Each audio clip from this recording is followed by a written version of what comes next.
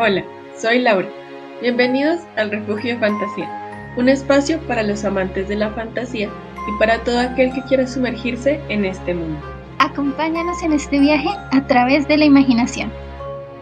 Bienvenidos una vez más al Refugio de Fantasía. En esta ocasión estaremos conversando con Isabel Clúa. Empecemos. Isabel Clúa es doctora en Teoría de la Literatura y Literatura Comparada de la UAB, profesora en el Departamento de Literatura e Hispanoamericana de la Universidad de Sevilla e investigadora de ADHUC, Centro de Investigación Teórica, Género, Sexualidad. Su trabajo de investigación se centra principalmente en el estudio de los mecanismos de construcción del género y de la identidad en la cultura europea de finales del siglo XIX, con especial atención a las formas de disidencia, desviación y anomalía, que ha explorado en la obra de autores como Rosalía de Castro, Emilia Pardo Bazán, Antonio de Hoyos y Binet, Enrique Gómez Carrillo, Carmen de Burgos, Alberto Insúa o Álvaro Retana, así como la figura de la mujer de espectáculo y la noción emergente de celebridad, tema sobre el que ha publicado la monografía Cuerpos de Escándalo, Celebridad Femenina en el Fin de Siglo, en el 2016. Asimismo, investiga las ficciones populares contemporáneas desde la perspectiva de los estudios culturales, con particular atención a géneros como la ciencia ficción, la fantasía o el gótico. Entonces, pues hola, Isabel, muchísimas gracias por aceptar mi invitación, la invitación también del Refugio, el podcast. Gracias, pues nos emociona mucho poder hablar contigo, poder contar contigo y también pues que hagas parte de mi investigación. Y muchísimas gracias y un placer conocerte. Y bienvenida. No, igualmente, el placer es mío y estoy encantada de poder hablar contigo y de acompañarte o, bueno, de ser un poco interlocutora o poder conversar, ¿no?, en torno a tu investigación y a tus intereses. Muchas gracias. Entonces, la primera pregunta es, pues, ¿cómo llegaste a la literatura de fantasía o la literatura fantástica? Y cómo fue ese primer acercamiento, ¿cuál fue tu primer libro o libros? Pues mira, debo decir que, a diferencia, yo creo, de muchísima gente que tiene el contacto siendo joven o siendo niño, siendo joven, siendo adolescente, yo entré bastante tarde. Es decir, siendo niña, pues sí, probablemente había leído clásicos, pero sin echarles demasiada cuenta. Y siendo adolescente, tú sabes, en fin, me dio más por una vena snob del asunto, ¿no? Elegir lecturas más canónicas, más aparentemente difíciles, más aparentemente serias. El caso es que después, ya estando en la universidad, pues con otros círculos, con otros entornos y aprendiendo cosas, me di cuenta de que eso era una chorrada absoluta, que el concepto mismo, ¿no?, de lo que es alta literatura y géneros o formatos textuales más de campaña era una chorrada, hablando pronto y mal, y me empecé a interesar, pues un poco, volver a revisitar algunas lecturas que tenía. Y eso coincide además con un fenómeno que yo creo que ha sido definitorio y tremendo, ¿no?, en lo que ha sido la transformación de los públicos y los mercados de la literatura de fantasía, que fue Harry Potter, ¿no? Es decir, estamos hablando de cuando estaba empezando el fenómeno. Entonces ahí, entre una cosa y otra, me sumergí primero en Harry Potter, en clásicos revisitados, y a partir de ahí empecé ya como a ponerme mucho más con gusto y con interés investigador también, por qué no decirlo, ¿no? O sea, también mirándolo un poco desde mi perspectiva profesional, que bueno, no era profesional entonces, que era estudiante. Sí, y pues teniendo en cuenta tu acercamiento, ¿qué es para ti la literatura fantástica o de fantasía? Y pues voy a unirlo con otra pregunta que está más adelante, ¿no? Que es como, pues en esa división de términos, ¿no?, entre literatura fantástica y literatura de fantasía, ¿qué son para ti? ¿De verdad crees que es necesaria la distinción? ¿Prefieres alguno de los dos términos? Sí, la verdad es que en eso soy muy militante. A ver, yo creo que suelo trabajar con dos cosas aquí. Es decir, yo creo que hay una cuestión que es lo que podríamos llamar los géneros no miméticos o los géneros proyectivos, como los denomina mi colega Fernando Serrano Moreno, que vendría a englobar tres modalidades distintas entre sí, que a veces se tocan, como son la ciencia ficción, la fantasía y el terror, por así llamarlo. Estoy traduciendo patilleramente los términos anglófonos, ¿no? En general, o sea, lo que tienen en común es que se apartan clarísimamente de un paradigma realista y diría yo que en términos ideológicos permiten explorar muchas cosas que la literatura realista o mimética no permite. Entonces, eso por un lado. Lo digo porque a menudo me sucede, ¿no?, que el alumnado, los conocidos, o sea, mezclan términos y cuando hablo de fantasía están pensando que estoy hablando de ciencia ficción al revés. Luego hay una segunda parte, que es la mezcla de fantasía y fantástico. Yo creo que ahí hay un problema terminológico gordo, ¿vale? Porque fantástico, que es, ¿no?, el adjetivo que derivaríamos de fantasía, que es la traducción de fantasy, en términos españoles académicos, se suele referir a algo que no es la fantasía, se suele referir a un tipo específico de literatura de terror, o sea, la que se mueve por el territorio de lo insólito, de la duda, de la vacilación, es el fantástico todoroviano, para entendernos, ¿no? Entonces, ahí, claro, es muy fácil, cuando hablas, yo qué sé, del Señor de los Anillos, de cualquier libro de fantasía, utilizar el adjetivo fantástico, pero yo debo decir que soy como muy, muy, muy pesada y me esfuerzo mucho, porque no es fácil, ¿no?, porque la propia gramática te lleva ahí a utilizar siempre el término literatura de fantasía, ¿no?, para marcar esta diferencia. Tolkien es fantasía, pero no es fantástico. Poe es fantástico, pero no es fantasía, para así decirlo. Sí, es que es todo un tema, ¿no? Es difícil porque es una cuestión de terminología, de clasificación de géneros, de teorización de los propios géneros y subgéneros y de economía del lenguaje, ¿no? Entonces es difícil. Y luego, además, y esto creo que también lo explica muy bien Fernando Moreno, pobrecito, yo que le cambió los apellidos, en su teoría de la ciencia ficción.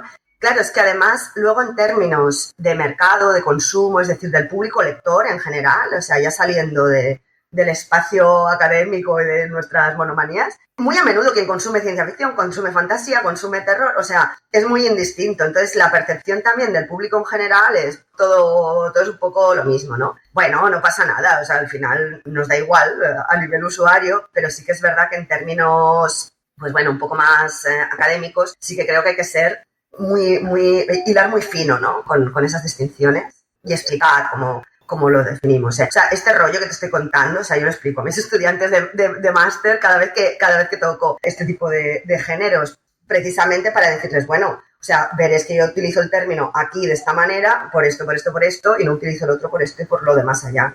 Una cuestión de rigor, yo creo.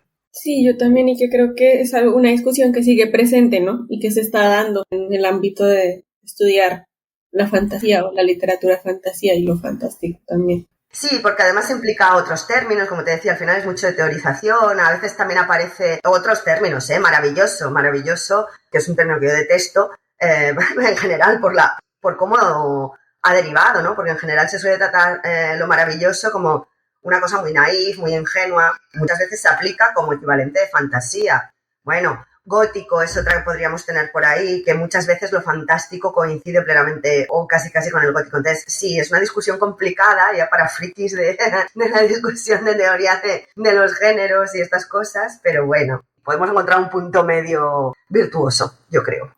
Sí, yo también. Y como estamos en toda esta discusión terminológica y sobre la fantasía, ¿qué te motiva a investigar este tipo de literatura? Bueno, pues diría que ahí me divierte mucho, me gusta mucho, evidentemente. Si algo no te gusta, no lo investigues, fin. A la gente le sorprende porque mi otra línea de investigación en principio no tiene nada que ver, ¿no? Que es cuerpo, género y sexualidad a finales del 19, o sea, pero bueno, en fin, es temas que te gusten. Y luego hay dos cosas, diría yo. Una cuestión tiene mucho que ver con esto que te decía antes de mi propia experiencia. A mí me interesa la cultura popular desde el punto de vista de los estudios culturales. Esto es, no solo los objetos de cultura popular, entendida de objetos consumidos por mucha gente, etcétera, etcétera, sino que me interesa la distribución del campo cultural. Es decir, por qué determinadas cosas, en este caso determinados géneros literarios, se consideran de inferior calidad, populares, que además en el caso de estos, bueno, es como, todo el mundo lee esto. Mentira. Esto es una discusión recurrente que tengo con algunos colegas de departamento que me dicen, es que, claro, mis estudiantes, ¿no?, universitarios, solo leen esas cosas que lees tú. Mentira, porque luego me los encuentro yo en el máster y les pregunto qué han leído y no, o sea, tampoco, ¿no? Entonces me interesa mucho, digamos, desde la perspectiva de la estratificación cultural, es decir, por qué se consideran peores, inferiores, de mala calidad, etcétera, etcétera, más a estas alturas de la película, cuando ya sabemos que eso O sea, tremendas obras literarias sin adjetivación ninguna encontramos en estos espacios. Esto por un lado. Y por el otro, me interesa también la literatura proyectiva, o sea, toda ella, ¿eh? Es verdad que me he centrado más en fantasía, como quizás, ¿no? Pero me interesa porque precisamente esta capacidad que tiene de construir otros mundos verosímiles que no necesariamente se apoyan en nuestras reglas de verosimilitud, otros mundos posibles, mundos que son el nuestro pero que se ven perturbados. Es decir, este juego con los límites de la realidad y de lo pensable me parece muy interesante porque al final permiten articular, o sea, permiten repensar la realidad en términos incluso muy políticos y muy militantes. Y esto, bueno, pues también me interesa, ¿no? Esta dimensión política y esta capacidad en realidad que tiene la literatura de hacernos ver la realidad o mirarla o pensarla de otra manera. Entonces, diría yo que serían las tres cosas. Me gusta mucho, me permite explorar un asunto que es el de la estratificación cultural que me interesa y además me permite, ¿no?, entrar en estas cuestiones de lo político, que también me interesan mucho.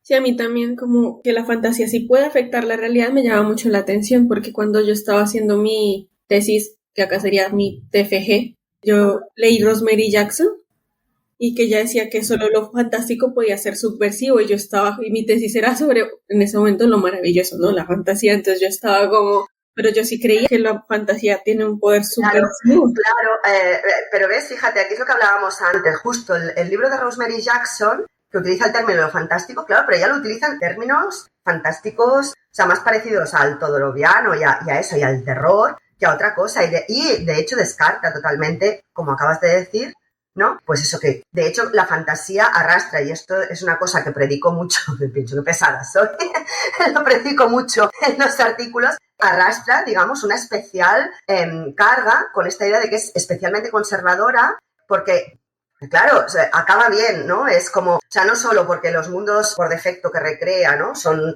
como del viejo orden medieval, etcétera, pues es el modelo tipo, sabemos que la fantasía es muchas más cosas, ¿no? Pero por eso, y porque es consolatoria para el lector, y le ofrece un final feliz, y le ofrece evasión, y entonces eso se entiende que es conservador y apolítico. Menuda chorrada también, o sea, claro, para sacudir o para remover o para repensar los pilares de la realidad no necesitas necesariamente que sea a través de lo insólito, de lo inquietante o del terror, que por supuesto lo hace, ¿eh? Y a mí también me gusta mucho, pero sí, es que es tal cual, tú lo explicas. Sí, no, yo ese momento casi digo, Dios santo, murió mi TFG. Espero que no. No, al final no, pero sí fue un momento de crisis. Pero es la terminología, porque es que en realidad, o sea, son las dos cosas, ¿no? Entonces hay que ponerse ahí y decir, no, que esta señora está hablando una cosa que no es de lo que yo hablo y además no estoy de acuerdo. Siendo un libro estupendo, siendo una aproximación indispensable, la de Jackson. Sí. Sí, no, sí, es indispensable en la investigación y historia de la investigación. Y ya siguiendo con la entrevista, como en qué momento, y pues teniendo en cuenta que estudias género, ¿no? ¿En qué momento de la historia y con quiénes consideras que se puede empezar a hablar de una tradición de literatura de fantasía femenina? Pues, a ver, aquí pasa algo muy, muy interesante, bueno, o no tan interesante, porque es lo que pasa siempre, o sea, ¿cuándo empieza? Empieza, pues eso, en los 60, 70. Cuando surge el feminismo. O sea, es que no hay más, ¿no? O sea, si miras la historia editorial, pues eso, tenemos ahí como que, bueno, pues que empiezan a aparecer autoras fuertes, ¿no? Le Guin, Zimmer Bradley, etcétera, etcétera. Pero también es el momento donde se recuperan autoras de los años 30, ¿no? De la época del pulp y, bueno, este otro formato que habían estado ahí en el sueño de los justos desde la primera mitad del siglo XX y que precisamente a raíz, ¿no?, de esta hornada importante, nueva, de escritoras que aparecen en los 70 y, bueno, ya no te digo ahora, se recuperan, ¿no? Y creo que ahí, de repente, en ese momento es ¡pam! Se forma algo, ya como muy, no sé si militante, pero muy conscientes, ¿no?, de que están haciendo fantasía de otra manera, en diferentes grados, ¿no? O sea, estoy pensando en Zimmer Bradley, sus reescrituras, ¿no?, de determinadas figuras de la tradición en términos con perspectiva femenina, o la evocación, ¿no?, que hacen determinadas autoras, algunas de los años 30, de mitologías como la céltica, también en clave de, leámoslo desde el matriarcado. Entonces creo que ahí se da como un caldo de cultivo que es el punto de partida, ¿no?, donde salen nuevas y al mismo tiempo se recuperan las antiguas y desde ahí para adelante. Y pues desde ese momento, ¿cómo consideras que han contribuido las mujeres a la creación del campo de la literatura de fantasía? A ver, yo diría que hay toda una parte. A ver, ¿cómo lo explico? Diría que hay como dos momentos, ¿vale? El momento que tenemos ahora es muy interesante porque hay muchísimas autoras con intereses muy diversos, entonces es muy heteróclito y ahora mismo, pues no sé, sería como difícil trazar una cartografía. Pero las de los 70, o sea, 60, 70, 80, diría que hasta, bueno, esas 3 décadas, ¿no? O sea, o incluso hasta llegar a finales del siglo XX, replantean muchos de los paradigmas de la fantasía. Y esto está perfectamente estudiado, es decir, no lo digo yo, ¿vale? Que lo podría decir porque las lees y dices, pues sí, esto es diferente, ¿no? Pero, claro, replantean muchos de los paradigmas o de los esquemas, ¿no? Normalmente la fantasía, la más... O sea, tanto la heroica como la espada de brujería tiene unos clichés, y lo digo en términos nada despectivos, o sea, estoy a favor de los clichés, todo género tiene su cliché, ¿vale? Incluso el que parece que no los tiene. Pero quiero decir, tenemos ahí lo típico, ¿no? Una estructura en quest, de avance lineal, ¿no? De salida, partida, creación de pruebas, me enfrento con enemigos, con villanos, normalmente a través, ¿no? Normalmente el héroe es masculino, a través de la acción, a través de la proeza física, a través de una serie de cosas. Si revisas muchas de estas escritoras, te encuentras asuntos completamente diferentes. Y como digo, esto está estudiado perfectamente por Charlotte Spivak o por otras autoras o por otras académicas como Christine Maines, que lo que señalan es que, bueno, hacen varias cosas estas mujeres dentro de la fantasía. Pues eso, cambiar, ¿no? O repensar el concepto de heroicidad, no solo en términos de poner protagonistas femeninas, sino de redefinir qué es ser heroico, porque a veces no necesariamente es a través de esas cualidades. Romper, en cierta manera, esos esquemas tan lineales de quest, trabajando con conceptos mucho más cíclicos, mucho menos, ¿no? O sea, o pensando incluso en regeneraciones, etcétera, reevaluando material de la tradición que había sido visto, pues, de una cierta manera, ¿no? Ahí es donde entrarían todas estas reescrituras de personajes tipo Morgana, tipo Lavinia, tipo no sé qué, rompiendo también, en cierto modo, ese enfrentamiento entre bien y mal que tanto articula muchas veces la fantasía, algún tipo de fantasía, o al menos lo que pensamos que es la fantasía, ¿no? Rompiendo un poco los binarios, incluyendo personajes masculinos que muchas veces se apartan también de los modelos hegemónicos de masculinidad. Es decir, hay toda una serie de rasgos que empiezan a introducir y que luego yo creo que se expanden, por la fantasía en general. Quiero decir, esto de la ruptura del maniqueísmo es que ahora mismo, pues diría que es ya lo canónico, ¿no? Dentro de la fantasía, o sea, ya no es nada tan claro, o bueno, otras cuestiones. Yo debo decir con esto, si me permites, que por ejemplo una cosa que hago muy a menudo en diversas clases donde toco estos temas, siempre les pongo el inicio de Paladín de Almas, de Lois McMaster Bujold, que es un inicio maravilloso donde la novela, ¿no? Que está protagonizada por una mujer de mediana edad. Claro, les pongo ese fragmento donde ella está justo al arranque de la novela diciendo: pues nada, acabo de enterrar a mi madre, mi marido se ha muerto, soy viuda, mis hijos están ya criados y tal, ¿y ahora qué hago? Y entonces se pone a mirar, ¿no? desde el castillo y dice: pues mira, me apetece salir y me apetece emprender un camino y ver otras cosas. Pero claro, eso casi siempre, para que te pasen estas cosas, es de ser un joven huérfano que se lanza a la aventura, y yo siendo una mujer de mediana edad, ¿qué? ¿No? O sea, es bastante más interesante que lo que acabo de plantear, ¿no? Lo escribe mucho mejor. Y claro, los estudiantes les pregunto, digo, bueno, ¿qué? ¿Esto os parece normal? ¿No os parece normal? ¿Cuántas novelas de fantasía, incluso cuántas narrativas de acción habéis visto protagonizadas por mujeres de mediana edad? Claro, la respuesta es evidente, y entonces ven clarísimamente cómo todavía, bueno, es verdad que Paladín de Almas es del año 2000, que ha llovido mucho, ¿no? Pero bueno, como hacer evidente que hay clichés o hay modelos que todavía son muy persistentes, que todavía son relativamente excepcionales según qué planteamientos, que, bueno, claro, lo podría haber escrito un hombre, pero el caso es que lo ha escrito una señora, ¿no? Este texto. Sí, me parece muy interesante. Creo que estoy aprendiendo mucho escuchándote y que necesito pedirte bibliografía al final de la entrevista. Pero, entonces, ¿tú considerarías que la mujer sí da una perspectiva diferente a la fantasía que la de los hombres? A ver, yo realmente no soy nada esencialista en términos de mujeres, como acabo de decir, ¿no? Es decir, que encuentras revisitaciones y reescrituras y replanteamientos en términos de género potentísimos en obras escritas por señores, como te encuentras planteamientos tremendamente conservadores en literatura escrita por señoras.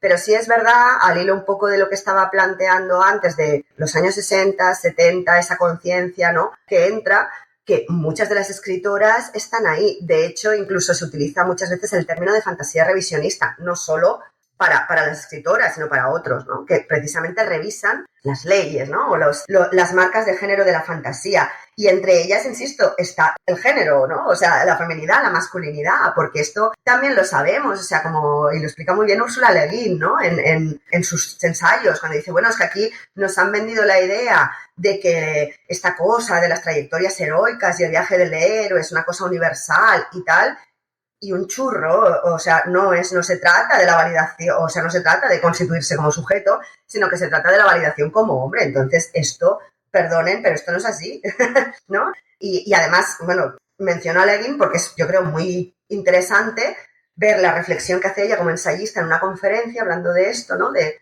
los modelos de la fantasía en lo que concierne a masculinidad, feminidad y sujetos aparentemente universales, y lo aplica a su obra, a Terramar, ¿no?, donde da un quiebro total a media saga para decir, bueno, ahora me dedico a otro tema. Y ahora me voy a dedicar a seguir, en vez de las aventuras del mago Jet, pues la de una señora que fue sacerdotisa y ahora está cuidando cabras ahí en una isla más seca que La Mancha y donde aparentemente no pasa nada, ¿no? Y lo hace desde esa conciencia. Entonces, no creo en una distribución, los hombres hacen esto, las mujeres hacen lo otro, pero sí que es cierto que muchas escritoras están muy comprometidas con esta necesidad de repensar lo que entendemos como feminidad, como masculinidad, como sujeto, y claro, la fantasía permite experimentar de maneras que otros géneros a lo mejor no.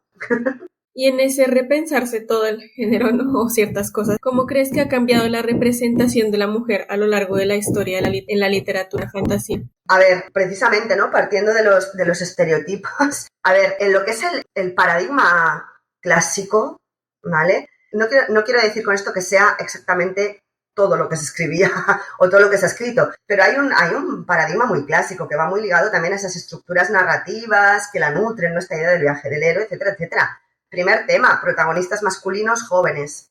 Entonces ya el hecho, vuelvo al ejemplo que he puesto antes, ¿no?, el hecho de que sean señoras ya es una cosa diferente.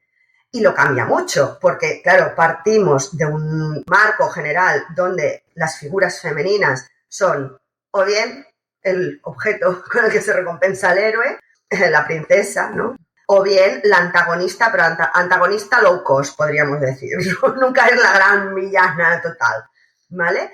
Lo cual es muy significativo, porque dices, es un género que te permite imaginarlo todo. Dices, ostras, te puedes, y te encuentras que eres capaz de imaginarte dragones, elfos, enanos, whatever, pero en cambio una señora protagonizando la historia y siendo ¿no?, agentiva, esto ya cuesta más de imaginar. Entonces, yo creo que esto se ha roto muchísimo. O sea, precisamente ha habido toda una reincorporación y no solo una incorporación de protagonistas femeninas, o sea, porque insisto, si tú planteas una protagonista femenina que hace exactamente lo mismo con un tío, pues tampoco te cambia mucho el paño. Pero sí hay muchos casos, o sea, no solo de que haya protagonistas femeninas, solas o en novelas más corales, ¿vale?, sino modularlas en términos muy diferentes y planteando, pues, identidades y posibilidades muy variadas que además incluso muchas veces tienen en cuenta la noción misma de feminidad, ¿no? Estoy pensando, por ejemplo, por poner un caso muy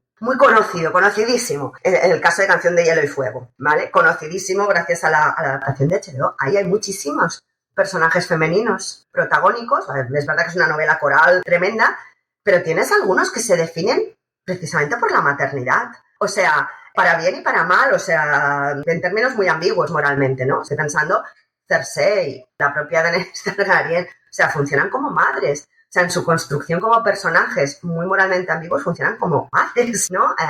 Catelyn Stark, otra, todo lo hace motivada por eso, con lo que se aborda un aspecto que no estaba, pero además con muchísimos matices. O sea, no se aborda en plan la madre, exaltación de la madre, ¿no? Sino con muchos matices. Te encuentras eso, te encuentras figuras como Arya Stark o Brienne de Tarth, ¿no?, que encajan mucho más en esa tradición de la mujer guerrera, ¿no?, virilizada, etcétera, etcétera. Te encuentras personajes de todo tipo. Entonces, claro, el abanico se ha abierto y permite de todo, ¿no? O sea, yo creo que ha habido un cambio radical. O O sea, ahora ya no nos quedamos con princesitas, con brujas low cost, creo yo.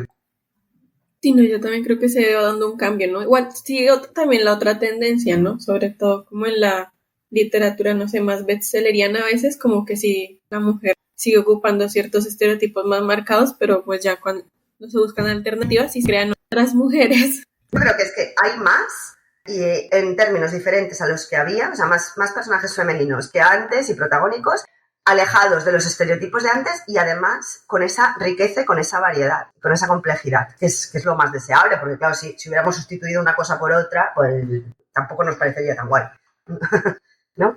Sí, eso me parece muy interesante, ¿no? Como lo que decías, me parece increíble que podamos imaginarnos un dragón, un unicornio, y no una mujer diferente, ¿no? Como que es así.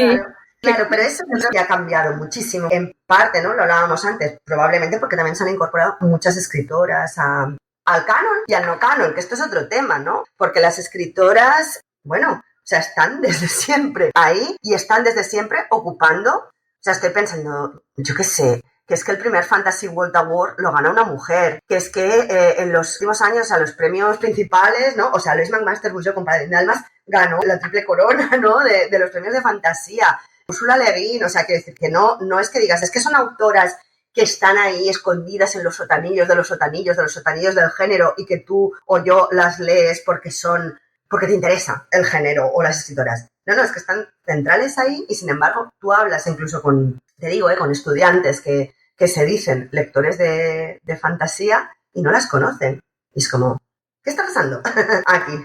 ¿No? Entonces, bueno, también es que la fantasía tendríamos que pensar también que es lo canónico dentro de la fantasía, quién lo lee y qué se lee, porque creo que mi percepción es diferente a la de otras personas, realmente, ¿no? Y a lo mejor quizás no se ve tan claro esto que estamos aquí comentando, que es que esto ha cambiado una barbaridad. También el trabajo de repensarse el canon de la fantasía y ver cómo está reestructurándose en continuo movimiento. Y en ese sentido de reestructuración del canon y de todo eso, como ¿cuál crees que es el papel de la mujer en el ámbito de la literatura de fantasía actual? Pues mira, ahora mismo los premios últimos de fantasía, del Locus, todo esto, lo están ganando mujeres. O sea, ahora no lo tengo delante y no me acuerdo porque estoy fatal y estoy mayor, pero son datos que yo creo que para un par de artículos relativamente recientes estuve consultando. En plan, vamos a ver. Y cada vez tienen más peso, digamos, en los circuitos oficiales. Como te digo, a pesar de que no estoy muy segura de que eso acabe de llegar a todo el mundo, creo que hay cada vez más, creo que hay autoras interesantísimas y que poquito a poco, y ahí también median mucho las editoriales y las editoriales, básicamente, ¿no? En lo que publican y en lo que traducen. Pero creo que ahí también hay un ecosistema, o se está creando un ecosistema que está permitiendo también diversificar y ampliar ese canon de la fantasía, incluir otras voces y otras cosas diferentes. No solo en términos de género, es decir, poner el eje en escritoras que eran canónicas y son poco conocidas, como en autores o autoras de otras tradiciones que no sean europeas, etcétera, etcétera. ¿No? Estoy pensando concretamente en una editorial muy reciente con la que tuve ocasión de colaborar en su lanzamiento, que justamente es esa, su línea editorial. La editorial Duerme Vela y esa es la línea. Y el primer volumen que sacaron fue precisamente Las bestias olvidadas de él, de Patricia McKillip, que recibió, como digo, el World Fantasy Award en el año 76 o 77 y que jamás se había traducido al español. Imagina, o sea, en España no se había traducido. Bueno, es una apuesta, ¿no? Y todo el catálogo va por esa línea, recuperar. Y como esta, la menciono porque la tengo fresca y la conozco, pues otras tantas. Entonces, yo creo que ahora mismo estamos en un momento muy, muy interesante de recuperación de voces, de aparición de nuevas voces femeninas. Sí, yo tengo por acá justamente ese libro, Las bestias de él, con tu posfacios, que creo que es. Sí. Sí, ahí lo tengo, medio en el proceso de lectura. Y también sí me interesa también mucho Duerme Vela y también eso me hace pensar no solo en traducciones como de otras lenguas, sino también, por ejemplo, en traer voces latinoamericanas, ¿no? Que no se conocen mucho, que ni siquiera se conocen dentro de Latinoamérica. O sea, ni siquiera es que no salgan a otros continentes, sino que en nuestros países tampoco se mueven las fronteras. Bueno, claro, es que esto tiene que ver un poco con lo que estábamos hablando antes, de la construcción del canon, ¿no? De los centros, Claro, al final vuelvo, ¿no? Otra vez a lo cotidiano. Yo lo que mis estudiantes sí que han leído a Tolkien, han leído a Martin, han leído a Rothfuss, han leído a Sanderson, los que se dicen lectores entusiastas. Y no han leído a Ursula Le Guin. O sea, que estoy hablando, o sea, de Úrsula Le Guin. O sea, es que Úrsula Le Guin, es que no tengo palabras, porque es tan importante, o sea, es tan buena escritora. O sea, yo siempre les digo, es que es una de las mejores escritoras, no de fantasía, o sea, del siglo XX, por favor, o sea, y no la conocen.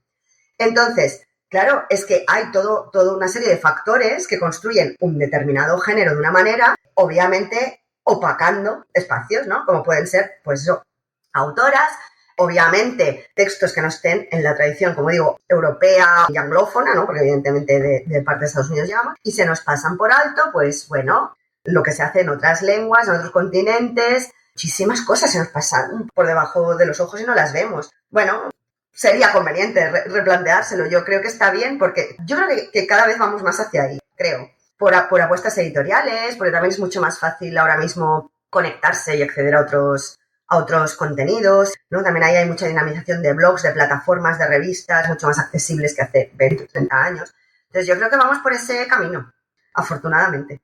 Y ya viniéndonos para España, ¿cuál crees que ha sido el aporte de las mujeres a la literatura de fantasía española? Pues mira, con el caso de España, o sea, es un asunto que yo lo estoy pensando, o sea, lo pienso en términos, digamos, profesionales muy a menudo, o sea, publico sobre eso y lo pienso, entonces no tengo una idea clara, tengo algunas intuiciones, ¿no? Yo en realidad me he interesado por escritoras tanto de fantasía como de ciencia ficción como de terror, podríamos decir, en lengua española, porque al final son tres modelos muy anglos y, bueno, entre que son muy anglos, que aquí no se suele estudiar académicamente este tipo de género, ¿no? A diferencia también de lo que sucede en la academia anglo, donde hay Gothic Studies y Science Fiction Studies y todo esto. Entonces, claro, a mí me gusta el género de la fantasía por lo que te contaba, pero claro, me interesaba también ver qué pasa en España. Entonces uno se queda picueta en cierto modo, ¿no? O sea, yo por ejemplo siempre digo, tía, es que Ana María Matute, Olvidado Rey Vudú, o sea, es impresionante y es fantasía, te pongas como te pongas, ¿no? Lo poco que hay, que la próxima es, no, es cuentos de hadas, maravilloso. No, mire, esto se publica en Reino Unido y o sea, es fantasía y además se convierte en el centro del canon, porque es una barbaridad, ¿no? ¿Qué pasa? Que es Ana María Matute, que es una autora que escribe otras cosas, normalmente a la que se estudia en la posguerra y en plan realismo y tal, no sé qué, y entonces justo son los libros los que van en esta línea de fantasía. No solo Olvidado Rey Vudú, hay otros. Son los que menos han estudiado y, desde luego, pocas veces desde el paradigma de la fantasía. Entonces tenemos casos de como muy clásicos, podríamos decir, ¿no? Porque Matute es un gran nombre, que están ahí. Y luego tenemos, se podría decir lo mismo de ciencia ficción o de terror, ¿eh? Que tenemos autoras que son muy pioneras y que apenas se les ha echado cuentas hasta ahora, ¿no? Entonces, aparte de estas, yo creo que ahora cada vez hay más y mejores escritoras. Yo no las controlo todas, porque claro, es que no tengo tiempo para todos. Vamos a decirlo así, o sea, surgen tantas y tantas. Y además vas un poco, a ver, no perdido, ¿no? Sino que vas leyendo un poco a tu aire y, bueno, pues viendo pues como se ha leído toda la vida, que decir, recomendaciones de aquí y de allá, miras las reseñas, miras quiénes están en tal festival, miras... Entonces, se leen muchas cosas, pero yo la verdad es que encuentro cosas muy interesantes. Bueno, algunas no tanto, pero hay autoras que a mí me parece una pasada. Me parecen muy potentes, me parece que están refrescando mucho el género y renovando mucho el género, que son muy eclécticas también, porque no se quedan solo en la fantasía pura y dura clásica, sino que experimentan con determinadas variantes o subvariantes, o incluso con otros géneros, ¿no? Estoy pensando, por ejemplo, en Concepción Perea, que a mí me parece buenísima lo que hace, ¿no? Que plantea cosas muy interesantes en su construcción de mundo, es original en ese sentido, es buenísima construyendo personajes, planteando alternativas o morales, o sea, mezclando, ¿no? Esa fantasía más clásica con toques steampunk. Yo qué sé, Sofía Rey, por ejemplo, a mí me parece una barbaridad, o sea, Róndola, que es una parodia con mucha impronta, con mucha huella de género, ¿no? De revisión de los clichés de feminidad que hay en la fantasía. Es una novela que yo no la puedo hacer leer en clase porque no tengo tiempo, o sea, porque si estás en un máster tienes muy pocas semanas y entonces no les vas a hacer leer una novela, pero bueno, es que es digna de leer porque es divertidísima, como desmonta precisamente todo el imaginario, ¿no? En torno a la aventura, las aventuras heroicas, ¿no?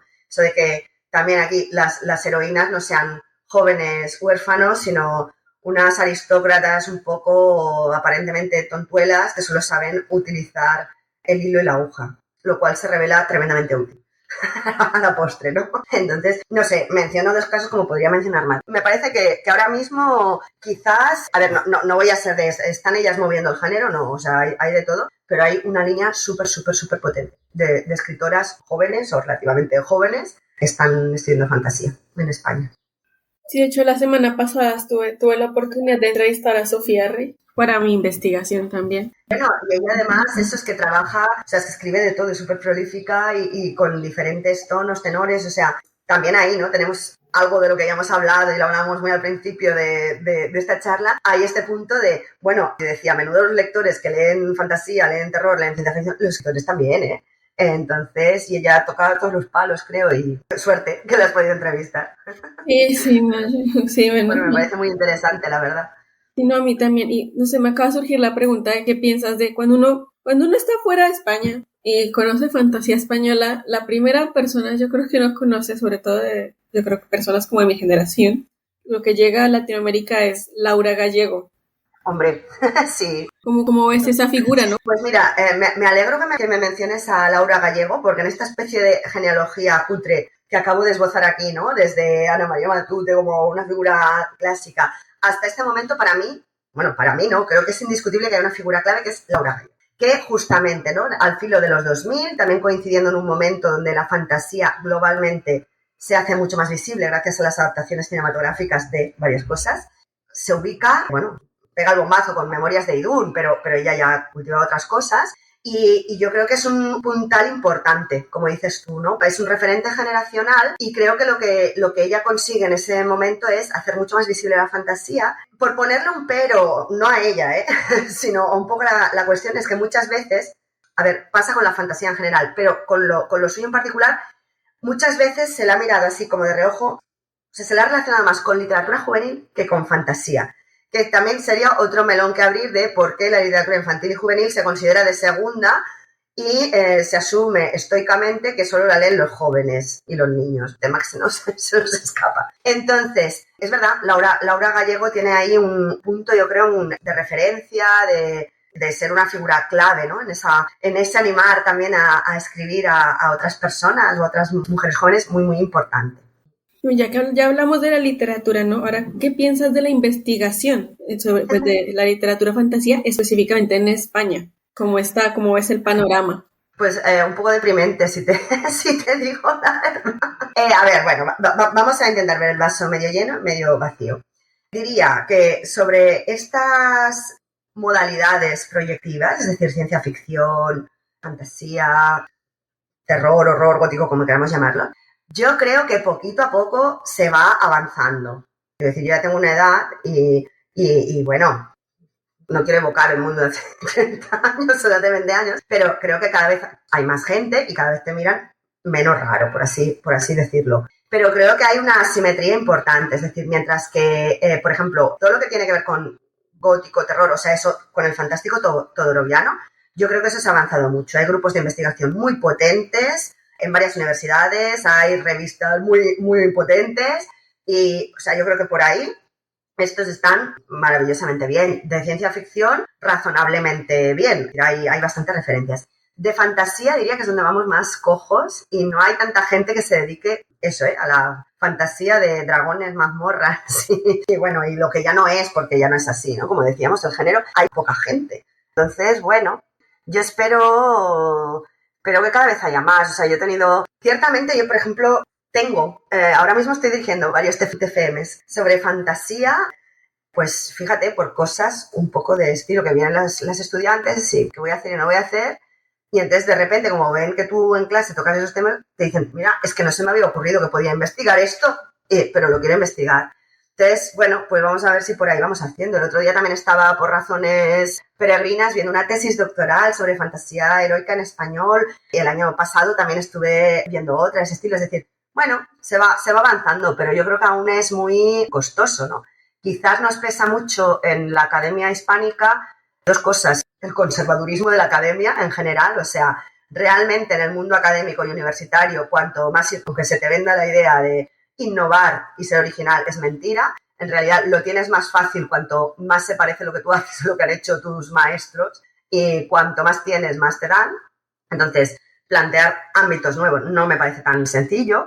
Y ya estrictamente hablando de lo literario, bueno, es que tenemos una tradición muy fuerte, ¿no? O sea, gracias, ¿no? A culpa de Menéndez Pidal, que asume que nuestro carácter y tradición es realista. Entonces, ha costado mucho, en muchas ocasiones, desenterrar cosas, ¿no? Sabemos, por ejemplo, que el 19 está lleno de literatura no realista y de terror y de cosas protofantásticas, ¿no? Y ahí, por ejemplo, se ve muchas veces el desencuentro también entre academia y factores externos, ¿no? Porque ahí una de las personas que más ha desenterrado textos, ¿no?, de una genealogía de fantasía o de textos no miméticos españoles, pues es ajena a la academia.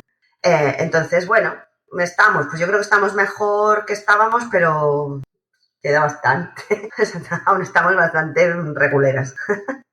Sí, yo creo que eso también pasa en Latinoamérica, o sea, yo creo que nos cuesta, ¿no? Siento que allá lo fantástico tipo Borges, Cortázar, eso sí es súper, un tipo de realismo mágico, eso allá sí, o sea, bueno, pero mira, me encanta que hagas esta mención, ¿no? Porque, como te decía al principio, a mí me interesa mucho lo de la estratificación cultural y tal. Entonces, bueno, es que es maravilloso ver esas ideas, ¿no? De esto no, porque que sea maravilloso, que se rompan los moldes de la realidad, tal. Claro, si lo hace Borges no es evasión, no es un ejercicio intelectual, se hace Cortázar, se hace no sé qué. Bueno, vamos a ver, ya, ¿no? Con todo mi cariño hacia Borges y hacia Cortázar, que son estupendos y me gustan mucho, ¿eh? Pero ahí no vale, no se utiliza el mismo rasero con todo el mundo, ¿eh? No, claramente no, y no tienen el mismo peso en el canon, ¿no? Y en la construcción de ese canon y en repensándose ese canon, eso sí es seguro. Pues, por ejemplo, allá yo siento que la ciencia ficción es fuerte en Latinoamérica, también los estudios. Bueno, y ahora el gótico está a tope también en Latinoamérica, ¿no? O sea, yo creo que ahí también hay un boom impresionante. Sí, también.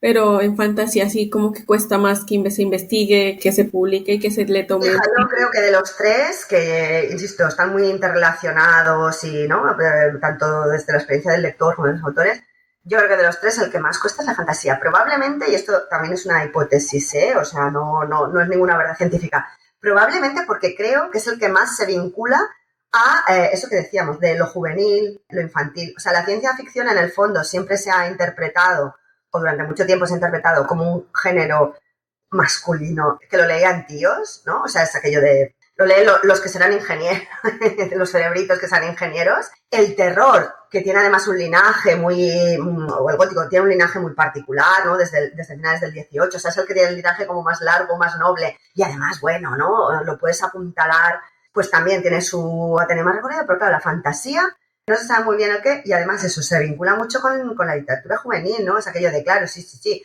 te lees la del Señor de los Anillos o el Hobbit con 15 años y tira. Entonces yo creo que eso le pesa mucho y hace que de los tres sea el que quizás ha costado más tener una tradición académica o está costando más. En otros espacios la tienen, claro. Sí, totalmente de acuerdo. Y pues yo creo que hemos ya ido tocando muchos puntos durante esta casilla hora que hemos ya hablado, pero ¿cuál es tu lugar de enunciación, no? Es el lugar desde el que escribes artículos, investigas, desde el que das clase, ¿no? El que enseñas.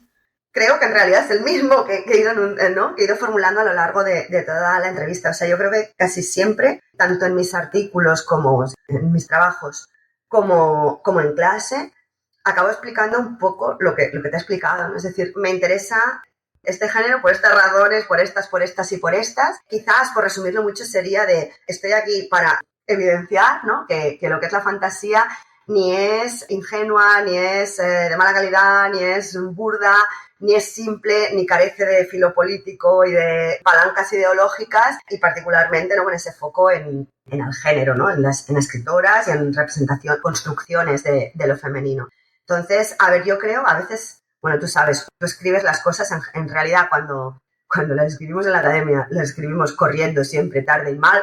Y entonces, bueno, pues tú lo haces, lo envías y cumples con el deadline y luego a lo mejor por lo que sea te lo vuelves a leer y a veces piensas qué pesada soy, ¿eh? O sea, ahí R, insistiendo en lo mismo, pero es que, bueno, es mi lugar de lectura, claro, si no se entiende por qué elijo no sé qué tema o no sé qué texto para trabajar y bueno, porque me parece que hay que decirlo, ya está, o sea, también se lo explico siempre a los estudiantes, ¿no? O sea, si es que objetividad no hay, o sea, todos leemos desde un lugar ideológico y desde un espacio de género, de clase, de circunstancias mil, hemos de ser conscientes de ello, hacerlo evidente y productivo en la lectura y no creernos que esa chorrada ya en desuso de que somos seres inmaculados, no afectados por nadie, que podemos leer desde un espacio en blanco, desde el vacío, sin que entre... No. O sea, bueno, que todavía hay gente que se lo cree, sí.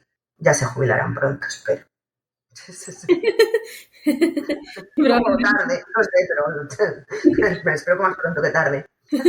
ya, ¿qué consejos le darías a alguien que quiera dedicarse a la literatura de fantasía, ya sea investigar como yo, o escribir o...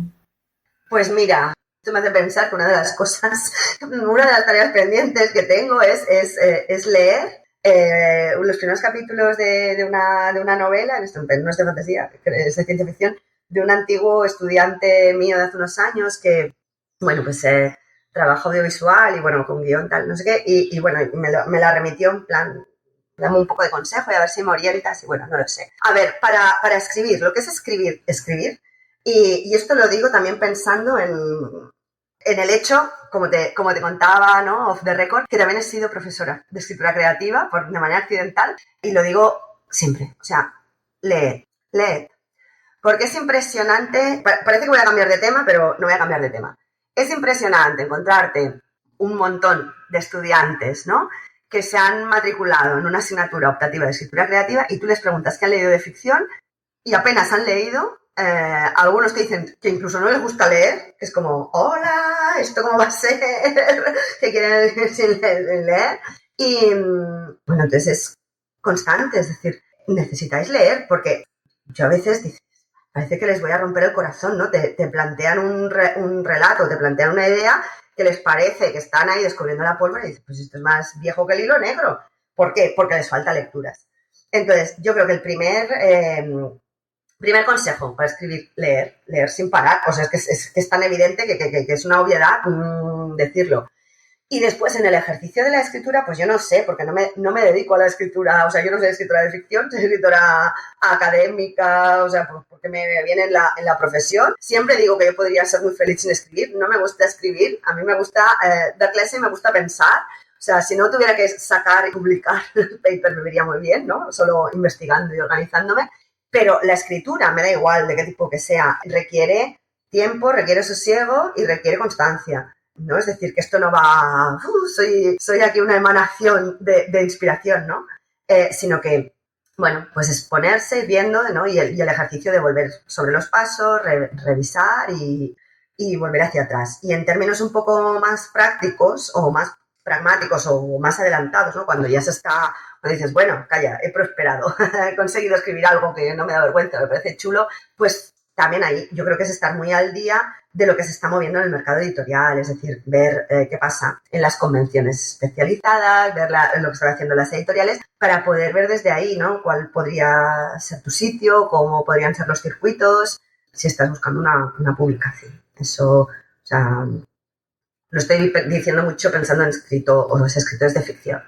Los que investigamos, pues bueno, siéntate y llora, porque bueno, es eso, lo decía antes, tú investigas como puedes en medio de un montón de cosas y bueno, y escribes pues sin ese sosiego que acabo de decir que es tan necesario, pero bueno, no sé, yo creo que al final también es organizarse, ponerse y sobre todo, al hilo de lo que comentábamos de cómo está la academia, pues no dejar que nadie te convenza de que eso que tú estudias es una fricada, no es valioso, es rarísimo.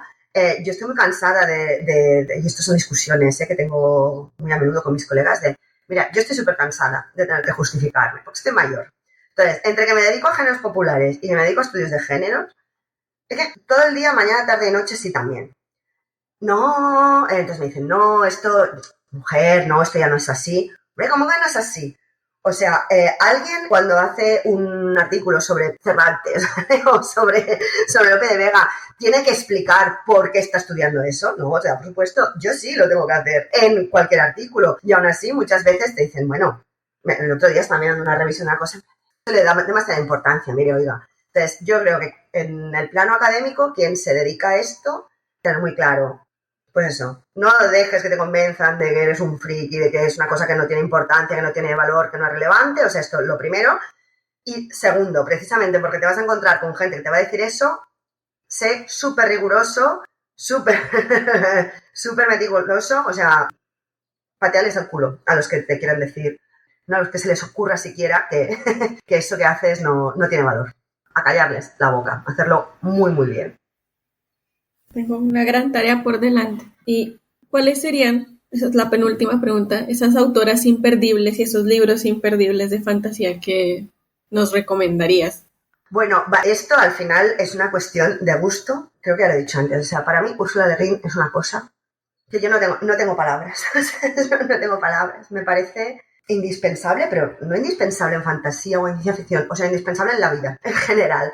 No puedo entender cómo no. Bueno, en fin, ahora a lo mejor me sale uno de un departamento de inglesa diciéndome, no, sí que la estudiamos. Lo dudo mucho. O sea, no puedo entender cómo se estudia a Ursula Le Guin. O sea, me parece una pasada de autora. O sea, cómo escribe, cómo construye el mundo. Me parece tan... O sea, es inconmensurable, ¿no? O sea, si me tuviera que quedar con una, me quedaría con Ursula Le Guin, pero bueno, ahí también depende, ¿eh? O sea, hay muchas escritoras, hemos mencionado muchas, ¿no? A lo largo de la charla y bueno, y eso, yo te estaba diciendo, pues no sé qué, Concepción de Perea, Sofía Rey, no sé qué, probablemente de aquí a 2 meses te diría no sé qué otras más, porque bueno, según vas leyendo, que es lo interesante. Pero yo, o sea, un poco haciendo converger todo lo que estábamos hablando, si me tuviera que quedar solo con una y además tuviera que convencer a la humanidad de que esto es literatura con todas las letras mayúsculas, Ursula Le Guin, sin dudarlo.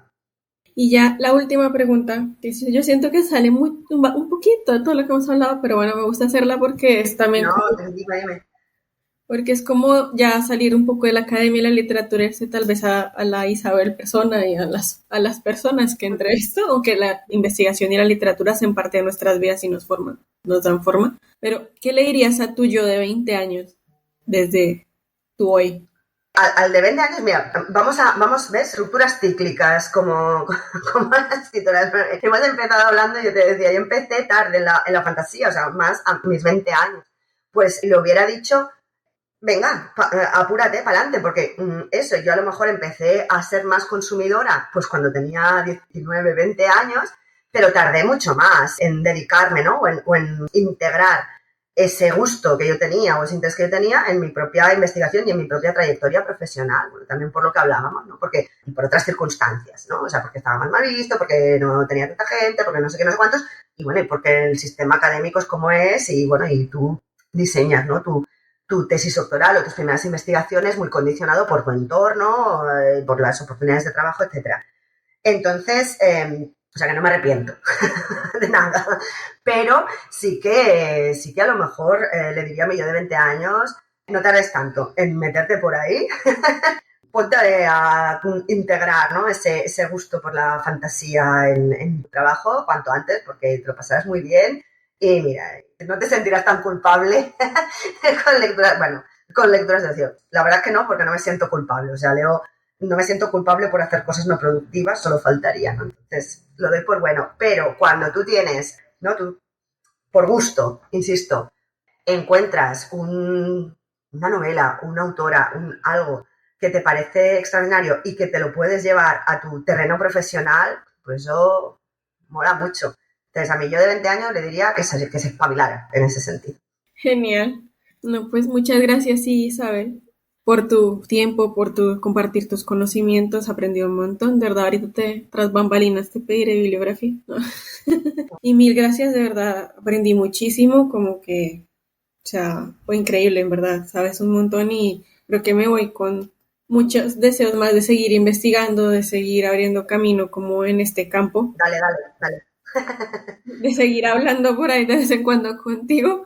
Y no, de verdad, muchas gracias por tu tiempo, por abrirnos la Pues puerta. no, que va, un placer. Gracias a ti por invitarme a tener esta charla. En realidad, pues es un placer, ¿no? Cuando tienes un rato para hablar de cosas que te interesan, con personas con las que puedes efectivamente mantener un diálogo productivo. O sea que las gracias a ti por invitarme y por este ratito. Y bueno, espero que tengas mucho éxito en tu trabajo de investigación y en tu desempeño en esta línea. Así que ánimo y suerte y, por supuesto, en lo que necesites y te pueda ayudar, pues estoy a tu disposición.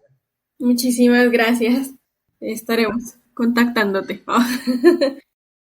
Esperamos que lo hayan disfrutado. Les recordamos que pueden encontrarnos en Spreaker, YouTube, Spotify, Google Podcast e Instagram. Y antes de irnos nos gustaría preguntarles, ¿conocen algún libro de teoría sobre la fantasía? Si es así, ¿cuál? Cuéntenos en los comentarios. Nos escuchamos pronto. Noticias del Refugio. Te esperamos en el próximo episodio, en el cual traeremos la segunda parte de la historia de hadas de Inglaterra. Atrévete a cruzar el umbral.